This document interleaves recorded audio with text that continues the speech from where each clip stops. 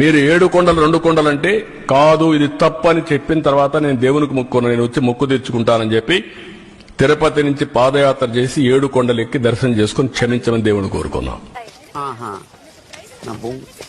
746-47 జీవోలు 2 వచ్చాయి. నేను ఉన్నప్పుడు ఎప్పుడు కూడా 746 గాని 47 జీవోలు అవసరం రాలేదు. ఈ ప్రభుత్వం వచ్చిన తర్వాత ఈ 2 జీవోలు కూడా వచ్చాయి. తెలుగుదేశం పార్టీ దీనికి వ్యతిరేకంగా ఉంటాం. రేపు అధికారంకి వస్తానే ఈ 2 జీవోలు కూడా తీసేస్తామని చెప్పి కూడా నేను మీ అందరికీ హామీ ఇస్తున్నాను. మీరు చేసిన తప్పుకు నేను క్షమాపణ కోరుకున్నా. అయ్యయ్యో సానుభూతి వద్దురా. ఇప్పుడు ఎందుకు పోవరు? మీరు ఏమనుకుంటున్నారు? మీరు తెలుగుదేశం పార్టీ దీనికి వ్యతిరేకంగా ఉంటాం. రేపు అధికారంకి వస్తానే ఈ 2 జీవోలు కూడా తీసేస్తామని చెప్పి కూడా నేను మీ అందరికీ హామీ ఇస్తున్నాను.